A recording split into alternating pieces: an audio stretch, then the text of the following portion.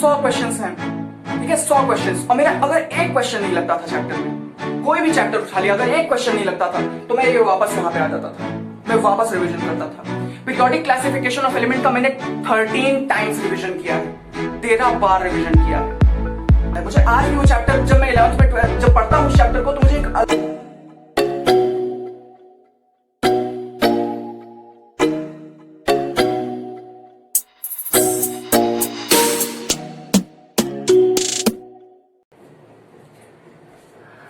Hello students, welcome to YouTube channel. आज के हम इस वीडियो के अंदर बात करने वाले हैं क्लास 10th के इस एक बहुत ही इंपॉर्टेंट प्रोसेस के बारे में, जो कि है रिवीजन। देखो, चैप्टर पढ़ते जाओ पढ़ते जाओ पढ़ते जाओ, उससे कोई मतलब नहीं है, ठीक है। एक चैप्टर पढ़ लिया, let's go to the next chapter. ऐसे नहीं पढ़ाई होती है, ठीक है।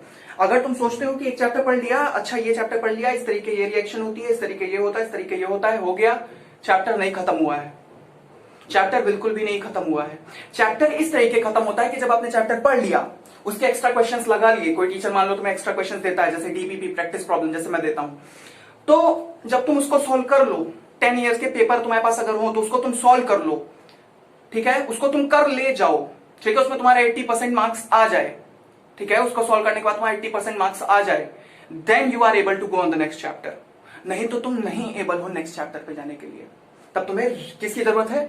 रिविजन की जरूरत है, ठीक है। So it is a very very important process. तो ये प्रोसेस बहुत ही इंपॉर्टेंट है। आज इसके बारे में डिटेल में बात करेंगे, ठीक है। 20-20 मिनट की वीडियो होगी, इसके अंदर हम डिटेल में बात करेंगे। काफी अच्छे तरीके से मैं आपको नोट्स बताऊंगा, किस तरीके नोट्स बनाते हैं रिविजन करते वक्त, और क्या चैप्टर को बस पढ़ लेना, क्या चैप्टर की कोई टीचर वीडियो पढ़ा रहा है तो उस वीडियो को देख लेना, क्या चैप्टर को कंप्लीट कर देता है।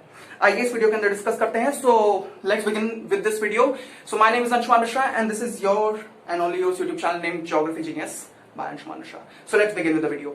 सो रिवीजन ये होता क्या है? बेसिकली मुझे बताने की जरूरत नहीं है। जब भी आप कोई टॉपिक पढ़ लेते हो तो हम समझने की कोशिश करते हैं दोबारा। जो नोट्स बनाते हो उस नोट्स को दोबारा पढ़ना, उस नोट्स को दोबारा देखना इज कॉल्ड रिवीजन, ठीक है। चैप्टर को दोबारा देख लेना, चैप्टर को दोबारा समझना, चैप्टर के दोबारा क्वेश्चंस लगाना इज रिवीजन, ठीक है। घूमते भागते दौड़ते उसी चैप्टर के बारे में सोचना, उसी चैप्टर को याद करना इज रिवीजन। तो चलिए आइए बात करते हैं रिवीजन कैसे होता है और रिवीजन क्यों करना है, ठीक है। सबसे पहले तो बात करते हैं क्यों करना है रिवीजन। देखो, मैं तुम्हें अपनी एक स्टोरी बताता हूं। जब मैं क्लास 10 में था, सो मैंने एक चैप्टर पढ़ा, बहुत ही इंपॉर्टेंट चैप्टर था, मतलब कह सकते हैं बहुत छोटू सा चैप्टर था, बट अब आर एनवायरमेंट चैप्टर था। समझ गए कितना छोटा सा चैप्टर है, 4-5 पेज में खत्म हो गया चैप्टर। बट वो चैप्टर का मैंने पहली बार जब उसका लुक लिया, देखो उसके लिए मैंने किसी टीचर को पढ़ नहीं किया, खुद ब खुद पढ़ लिया चैप्टर और खुद ब खुद देख ली चीजें। तो मान लो तुम भी ऐसे ही कोई चैप्टर पढ़ते हो, तो मैंने क्या किया, मैं उसको पढ़ रहा था 2-3 दिन तक तो पढ़ा, उसके बाद 2-3 दिन बाद मेरे दिमाग से वो एकदम ही गायब हो गया, वो चैप्टर एकदम ही गायब हो गया, वो चैप्टर एकदम ही गायब हो गया। तो मुझे तब समझ में आया कि रिविजन की नीड क्या है, ठीक है। मुझे लगा कि यार ये तो हलवा चैप्टर है, इसकी क्वेश्चन बहुत आते हैं उससे, ठीक है। मैंने बहुत लाइटली लिया था उस चैप्टर को, उस चैप्टर ने घुमा के एक तमाचा मारा। तो ये जब तक नहीं करोगे, चाहे जितना अच्छे से पढ़ लो, चाहे इतने बड़े टीचर से पढ़ लो, जब तक तुम ये नहीं करोगे तब तक कुछ नहीं आने वाला हाथ में, ठीक है, कुछ नहीं आने वाला हाथ में। मैंने तुम्हें केमिकल रिएक्शंस एंड इक्वेशन की चैप्टर था वो कंप्लीट करा दिया, लेकिन जब तक तुम ये नहीं करोगे रिविजन, तब तक वो चैप्टर नहीं याद आने वाला। सबको पता है कॉम्बिनेशन रिएक्शन क्या है, सबको पता है डिकम्पोजिशन रिएक्शन क्या है, बट जब तक तुम ये नहीं करोगे तुम्हें नहीं याद आने वाला। So definitely revision is a very very important task. So let's discuss what is revision and how to do revision. Okay? तो देखो, रिविजन 2 तरीके के होते हैं। एक होता है दौड़ भाग के रिविजन करना, ठीक है। अब जिस चेयर पे बैठते हैं, देखो जिस रूम में मैं शूट कर रहा हूं, यही मेरा स्टडी रूम भी है, ठीक है। यहीं पे मैं पढ़ाई भी करता हूं, ठीक है। यहीं पे मेरी टेबल है, यहीं पे सारी चीजें, यहीं पे पढ़ाई करता था, क्लास 10 में भी कर रहा हूं और अभी भी कर ही रहा हूं, ठीक है। तो मैं अगर अपनी बात करूं, अपनी स्ट्रेटेजी बताऊं, तो वैसे तो बताना नहीं चाहिए क्योंकि तुम डेफिनेटली हंसने वाले हो इसके बाद। मैं क्या करता था, मैं इसी रूम में अपनी चेयर को साइड करके इसी तरीके जिस तरीके तुमको पढ़ाता हूं इसी तरीके रिवीजन करता था, ठीक है। तो काफी अच्छे से मेरा कॉन्सेप्ट सारे क्लियर थे, कोई डाउट नहीं था, ठीक है। कभी भी कोई डाउट बना ही नहीं, क्योंकि डाउट जैसे ही आता था हम उसको खा लेते थे उठा के, ठीक है, क्योंकि एकदम खत्म कर देते थे जैसे ही कोई प्रॉब्लम आई रिविजन। यार मान लो 100 क्वेश्चंस हैं, ठीक है, 100 क्वेश्चंस, और मेरा अगर एक क्वेश्चन नहीं लगता था चैप्टर में, कोई भी चैप्टर उठा लिया, अगर एक क्वेश्चन नहीं लगता था तो मैं ये वापस यहां पे आ जाता था, मैं वापस रिवीजन करता था। पीरियोडिक क्लासिफिकेशन ऑफ एलिमेंट का मैंने 13 टाइम्स रिवीजन किया है, 13 बार रिवीजन किया है। समझ रहे हो रिवीजन की क्या जरूरत है? ठीक है, पागल हो गया था। चैप्टर मुझे बहुत पसंद है। मुझे आज भी वो चैप्टर, जब मैं 11th में जब पढ़ता हूँ उस चैप्टर को, उस चैप्टर की जेनेसिस से लेकर उसकी पीरियोडिक ट्रेंड्स तक, उसकी पीरियोडिसिटी, मुझे हर चीज बहुत पसंद है। देखो, तो इसी तरीके होता है। रिविजन की बहुत इंपॉर्टेंस है यार, बहुत इंपॉर्टेंस है। ठीक है, चैप्टर पढ़ते जाओ पढ़ते जाओ पढ़ते जाओ, कोई भी रिजल्टेंट नहीं निकलेगा अंटिल अनलेस आप एक अच्छा सा प्रॉपर रिवीजन नहीं करते हो। तो मैं बात कर रहा था टाइप्स ऑफ रिवीजन की। एक रिवीजन होता है नोट करके, लिखते लिखते रिवीजन करना, तो वो इस तरीके का होता है। मैंने देखो जो दोनों टाइप बता रहा हूं, ये दोनों तरीके के रिवीजन में करके बैठा हुआ हूं, इसीलिए तुम्हें अच्छे तरीके से अपने एक्सपीरियंस के थ्रू बताऊंगा।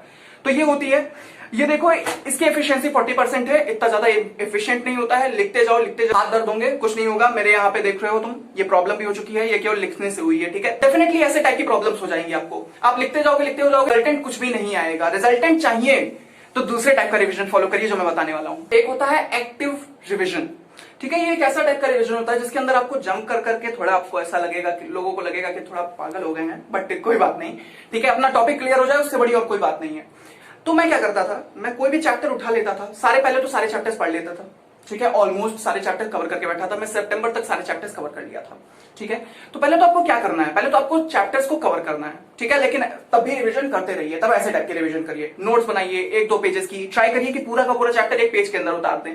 इम्पॉसिबल लगता है, बहुत से स्टूडेंट्स को इम्पॉसिबल लगता है, बट ट्राई करो। ठीक है, ट्राई करो, चलो 2 पेज 3 पेज, बट एक टाइम आएगा कि आप इसको काफी रिड्यूस कर जाओगे, काफी रिड्यूस कर ले जाओगे। ठीक है, once you complete your syllabus, the matter of fact is come the best revision. तो ये बेस्ट रिवीजन है। ठीक है, तो आपको क्या लगेगा, आपको लगेगा कि भाई हमको सर भैया पागल बनाने वाले हैं, हमको पागल घोषित करवा देंगे भैया। ऐसा नहीं है। ठीक है, ध्यान से सुनो मैं क्या करता था। मैं ऐसे किसी भी चैप्टर को उठा लेता था, किसी भी रैंडम चैप्टर को, वहां से स्टार्ट करता था बोल बोल के रिवीजन करना, जिस तरीके मैं बोल रहा हूं, इसी स्टेट पे, इसी तरीके से। कई बार डांट भी खाया हूं मैं, खैर उससे कोई मतलब नहीं है। तो इसी स्टेट पे, इसी तरीके से, इसी पिच के साथ मैं रिवीजन करना स्टार्ट करता था। और जब इस रिवीजन को खत्म करता था तो मैं उसी चैप्टर पे नहीं रुकता था सर। ठीक है, मेरा कोई भी चैप्टर 30 मिनट्स 40 मिनट्स तक नहीं चलता था। मेरा चैप्टर चलता था केवल 10 मिनट्स तक। उसके बाद मैं नेक्स्ट चैप्टर पे चला जाता था। मैं ऐसे कर करके ना जाने कितने कितने चैप्टर्स के, कितने कितने सब्जेक्ट्स के रिवीजन करके बैठा हूं। मैथ्स भी कर लेता था उसी में, साइंस भी कर लेता था उसी में, पूरा घुमा देता था सारी चीजों को। मतलब जितना भी है यहां पर उतार दो, जितने भी हैं सारी चीजें सब यहां उतार दो। सबसे इंपॉर्टेंट चीज है। ठीक है, चीजों को सबसे इंपॉर्टेंट यही होता है। नहीं तो प्रेशर बनने लगता है इंसान के दिमाग में कि अरे यार ये भी पढ़ना है, वो भी पढ़ना है, ये भी पढ़ना है। नहीं नहीं नहीं, इतना प्रेशर मत क्रिएट करो। प्रेशर को बाहर निकाल दो, खत्म कर दो। ज्यादा दिक्कत हो रही है तो 1 घंटे के तुम ब्रेक ले लो, 1 घंटे का ब्रेक ले लो, आराम से शांति से। पहले तो समझो कि करना क्या है आगे। ठीक है, सबसे जब भी तुम्हें कोई प्रॉब्लम हो तो तुम ये करो, करना क्या है आगे, करना क्या है आगे, अब करें क्या। तो मैं आपको एक तरीका बता रहा हूं, मैंने आपको पहले भी बता के रखा है। डे वाइज टाइम टेबल बनाना बहुत जरूरी है। ठीक है, कि आज मैं हिस्ट्री पढ़ूंगा, आज मैं केमिस्ट्री पढ़ूंगा, आज मैं जो भी पढ़ना है पढ़ूंगा, बट उसका एक डे वाइज टाइम टेबल होना चाहिए। ठीक है, एक डे वाइज टाइम टेबल, बहुत अच्छे तरीके से मैं आपको समझा रहा हूं क्या करना चाहिए आपको। ठीक है, बच्चे जब पूरा सिलेबस खत्म कर लेते हैं तब उनके दिमाग में आता है, और जब वो रिवीजन कर लेते हैं, खास करके जिस तरीके का मैंने रिवीजन किया था, ये मैं खुद कर चुका हूं इसीलिए तुमको बता रहा हूं। वो ये सोच लेते हैं अरे यार सारे चैप्टर्स तो आते हैं, रिवीजन क्या करें, अब क्या कर, अब पढ़ के ही क्या फायदा है, अब तो डायरेक्ट सैंपल पेपर सॉल्व करेंगे। ये गलती मत करो। ठीक है, नहीं तो तुम नवंबर में, दिसंबर में स्लो पढ़ जाओगे, खत्म हो जाओगे, 4 घंटे केवल पढ़ पाओगे। ठीक है, तो सबसे इंपॉर्टेंट चीज क्या है, करना क्या है आगे, अब करें क्या आगे, तो वो मैं तुम्हें बताता हूं क्या करना है आगे। डे वाइज टाइम टेबल की तुम्हें सख्त जरूरत है। ठीक है, हर दिन उठो, आधे घंटे लग जाए, लगा दो, पहले डे वाइज टाइम टेबल बनाओ कि आज करना क्या है, आज करना क्या है। ठीक है, आंख बंद करके सोचो आज करना क्या है। तुम्हारे दिमाग में आएगा कि हाँ भाई वो छूट गया था, वो करना है। ठीक है, इवन एक टॉपिक लेके चलते हैं बच्चे, एक टॉपिक लेके, मैं एक टॉपिक लेके चलता था कि अरे यार ये टॉपिक बहुत फंस रहा है, इसको आज करेंगे। पिरामिड फंस रहा है, ठीक है, इसको आज उठा लेंगे। ईएमआई फंस रहा है, ईएमआई वाली नहीं है, एवरी मंथ इंस्टॉलमेंट, ईएमआई मतलब इलेक्ट्रोमैग्नेटिक इंडक्शन। सो ये फंस रहा है, उसको उठा लेंगे।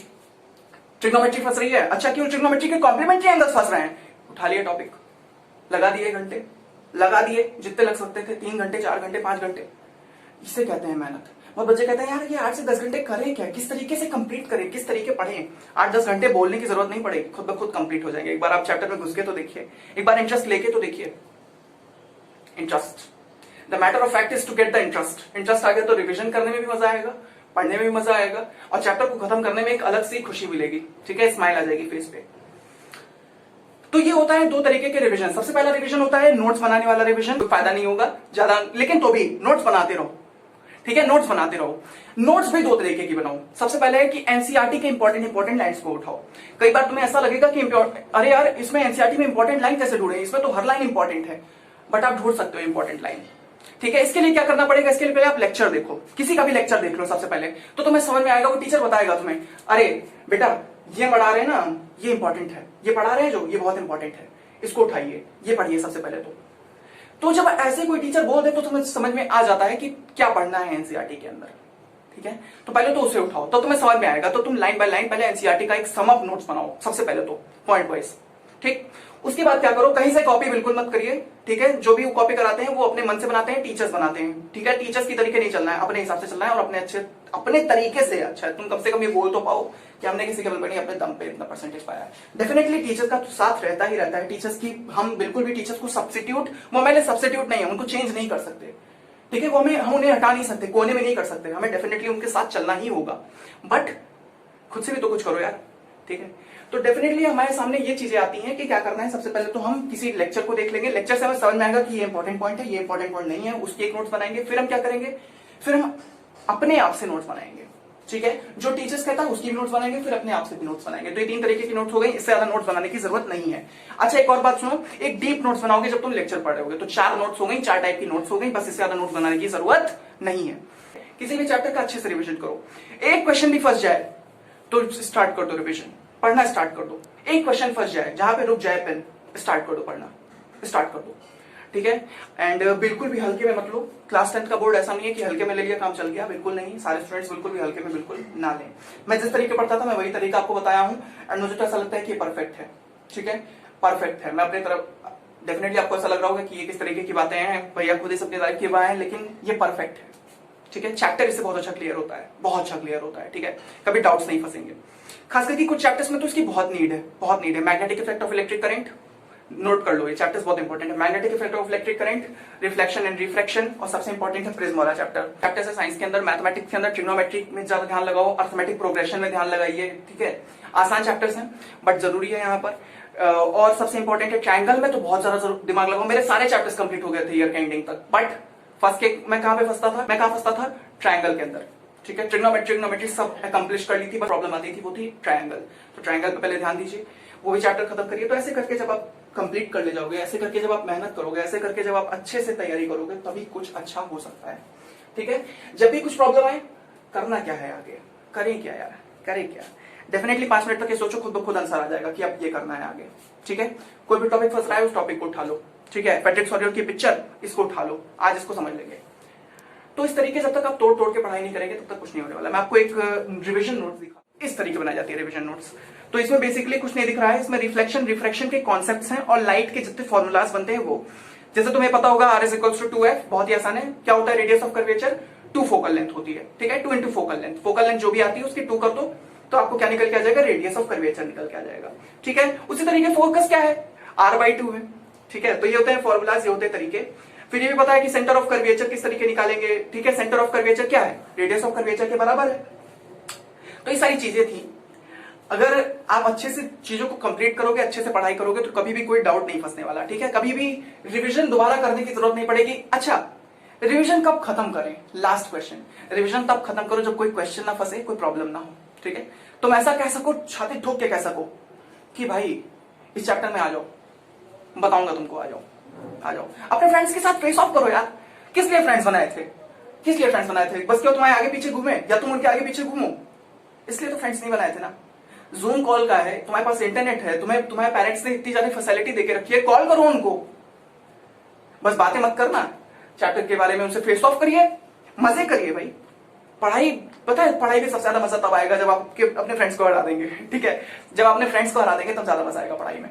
क्या करिए, कॉल करिए उन्हें, डेफिनेटली उनसे कहिए कि अगर तुम्हें जूम मीटिंग करनी हो तो डेफिनेटली आप करो, क्योंकि मैं अपने फ्रेंड के साथ यही करता था। तो क्या करें, फेस ऑफ करिए, अच्छे से ट्राई करिए, अपना बेस्ट दीजिए और डेफिनेटली क्वेश्चन प्रिपेयर करिए कि ऐसी की तैसी हो सके उनकी, ठीक है। तो इस तरीके दोस्ती भी कई बार हमें फ्रेंड्स इसीलिए होते हैं, ठीक है। अब यहाँ पे कई तरीके के फॉर्मूलाज भी हैं, 1/u + 1/v = 1/f, ठीक है। तो ये सब फॉर्मूलाज होते हैं, सारे फॉर्मूलाज हैं। ध्यान से इसको देख लो। ये मैंने बहुत छोटी सी है, ठीक है, इसके अंदर मैंने कई सारी चीजें पढ़ी थी और उन सारी चीजों को प्रिपेयर किया। ऐसे magnetic effect of electric current का भी प्रिपेयर किया है, snow rule and all those things, ठीक है, यू कैन सी दिस।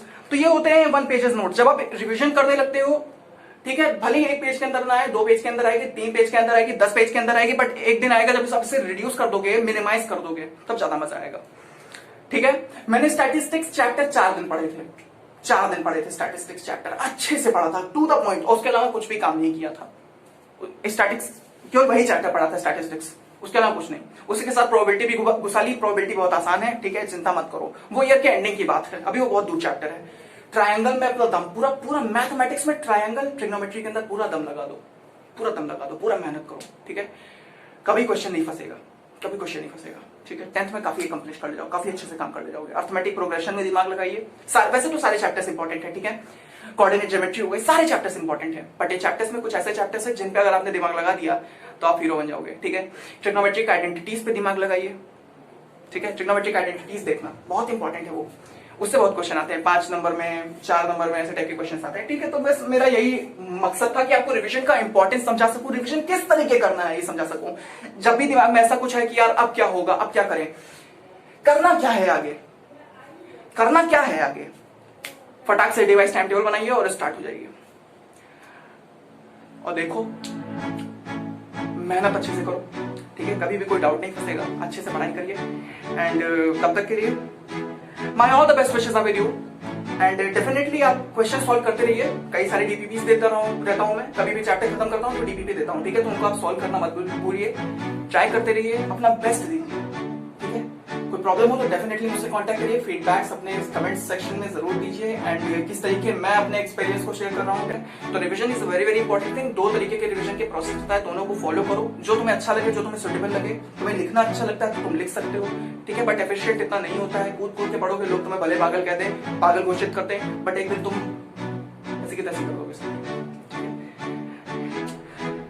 सो तब तक के लिए पढ़ाई करते रहिए, and my all the best wishes are with you. Thank you.